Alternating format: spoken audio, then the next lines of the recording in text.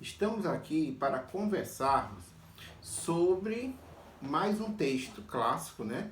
Vamos trabalhar aqui com vários textos, tanto Marx e Engels como do Marx, certo? Então, por que isso, né? Porque nós passamos por um momento muito difícil da história brasileira.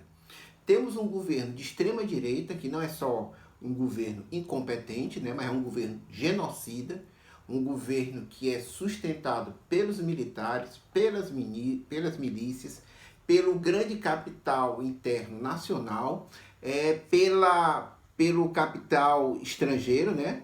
E principalmente pelo imperialismo norte-americano.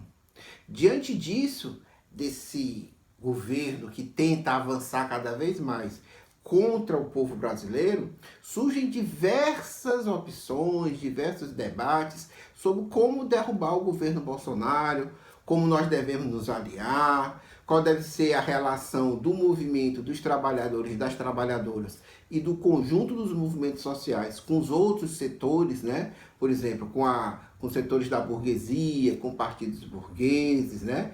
Então, diante disso, nós vamos ter como matemática de hoje essa questão da frente ampla e vamos nos basear em textos, como já dissemos, de Marx e Engels, ok?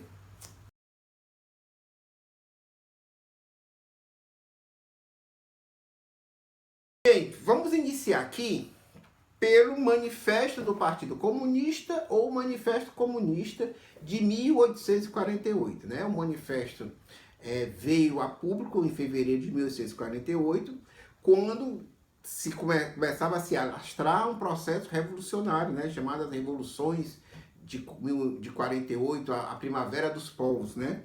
Quando os trabalhadores, as trabalhadoras, né, do campo e da cidade se levantaram junto com outras classes e camadas sociais contra os regimes aristocráticos. No território da então Alemanha, na Prússia, nos seus diversos principados, na Polônia, na Itália, na França, certo?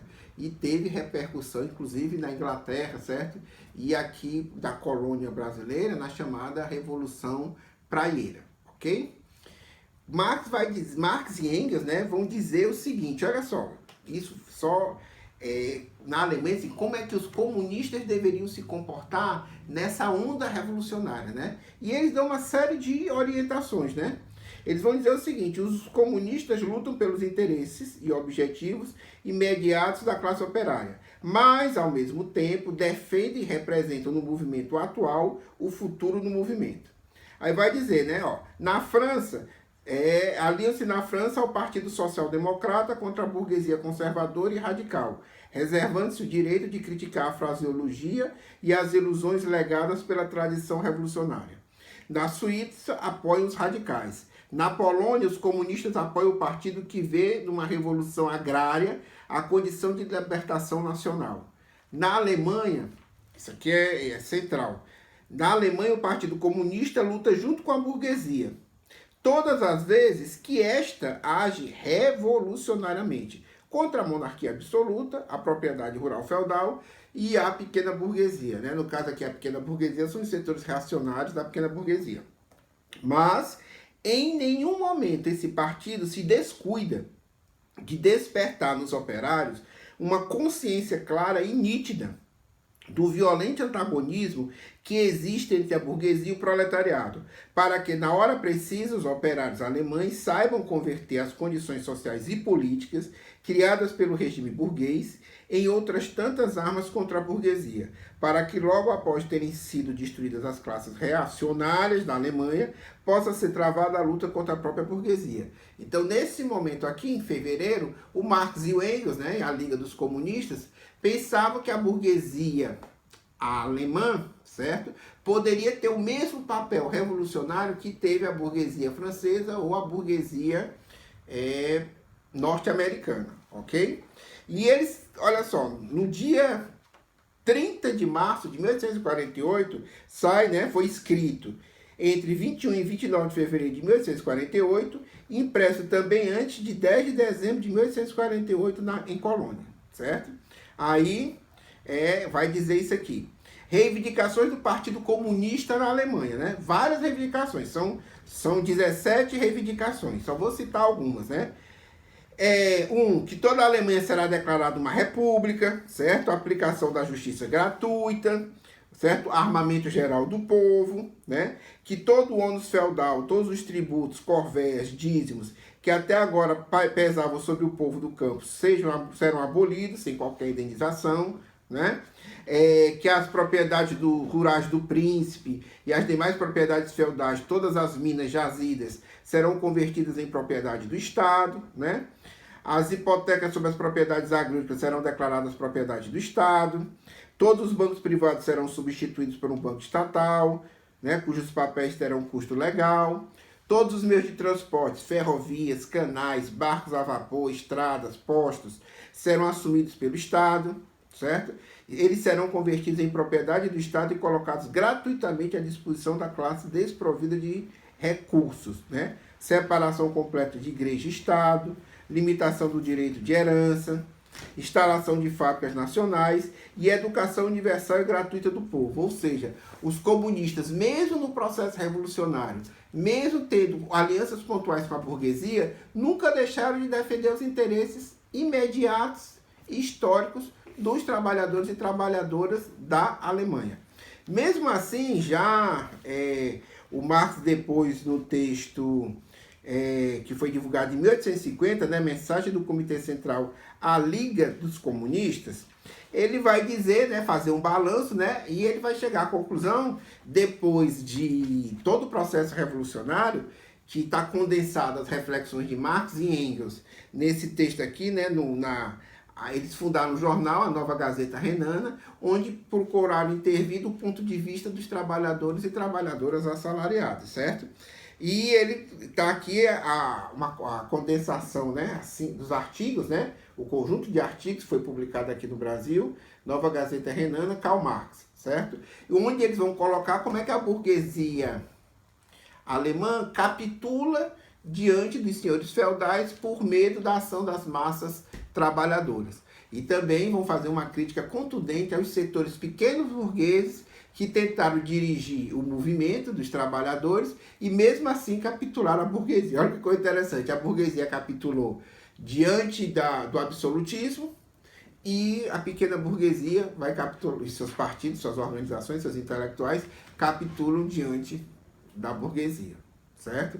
Aí o Marx vai dizer assim: já no ano de 1848, vos dizíamos, irmãos, que os burgueses liberais alemães logo chegariam ao governo e imediatamente voltariam esse poder recém-conquistado contra os trabalhadores. Vistes que isso se cumpriu como previsto. De fato, foram os burgueses que, após o movimento de março de 1848, imediatamente se apossaram do governo e usaram esse poder para fazer os trabalhadores, seus aliados, na luta, retrocederem à sua anterior condição de oprimidos, né? Então, desde 1848, foi uma lição, né, para os comunistas, né, para os trabalhadores, que as alianças com a burguesia só podem ser pontuais, porque a burguesia prefere, em última instância, capitular diante do latifúndio, diante da aristocracia, certo? Ou diante dos poderes estrangeiros, do que aceitar as reivindicações mínimas que sejam dos trabalhadores. Okay? Mas mesmo assim, Marx e Engels nunca foram sectários. Vou aqui dar dois exemplos. Durante a Guerra Civil Americana, de 1861 a 1865, quando, na época do presidente Abraham Lincoln, quando houve uma guerra, né, dos estados do Sul, que eram escravistas, contra a União, certo? Que queria implementar a libertação dos escravos, eles se rebelaram, certo? E imediatamente Marx e Engels, né, e até depois a IT, a Associação Internacional dos Trabalhadores, se colocaram ao lado do norte industrial, ou seja, o norte industrial, norte burguês, norte capitalista, contra o sul escravista, certo?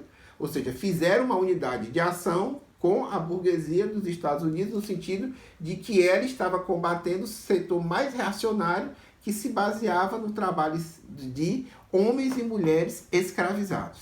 Um outro momento importante foi em 1870, 1871, quando a França, de Napoleão III, resolve fazer guerra contra a Prússia. né? Então, quando os exércitos franceses invadem a Prússia, Marx e Engels, né, que também foi a posição da Primeira Internacional, na mesma hora se colocam do lado da Alemanha como sendo uma guerra de defesa nacional.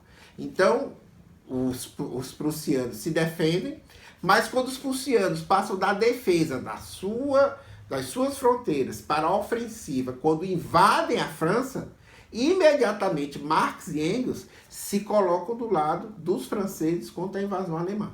Olha que coisa interessante, né? Olha como o Marx e o Engels sempre veem no final qualquer aliança, qualquer defesa em uma guerra, em um confronto nacional, sempre eles olham a partir dos interesses dos trabalhadores e trabalhadoras, certo? Então, um dos princípios fundamentais, pelo menos do ponto de vista dos comunistas, do marxismo, a partir de Marx, é que os trabalhadores vão intervir em todas as lutas, mas com o seu programa. E fazem alianças pontuais com os setores que fazem avançar as suas lutas. Por que que isso é importante? Porque nós estamos aí diante de um governo neofascista, corrupto, genocida, antinacional, antipopular. E isso gera não só uma grande ruptura com a maioria do povo brasileiro, mas também conflitos de interesse com os próprios setores da burguesia. E há setores, inclusive da burguesia, que apoiaram o golpe de 2016, que apoiaram as medidas contra o povo brasileiro do governo Temer, né, como a reforma trabalhista, que apoiaram, no primeiro e no segundo turno, apoiaram o Bolsonaro, né? Inclusive boa parte dos governadores que hoje se chocam contra ele, como o Dória, de São Paulo, né? Como aquele rapaz lá de Goiás, o Caiado, que fundou a União Democrática Ruralista para massacrar os trabalhadores do campo, como o Witzel, né? Que é outro genocida, certo? Que é muito bom em massacrar, reprimir e assassinar trabalhadores e seus filhos nas comunidades, né? Todos esses se colocaram contra.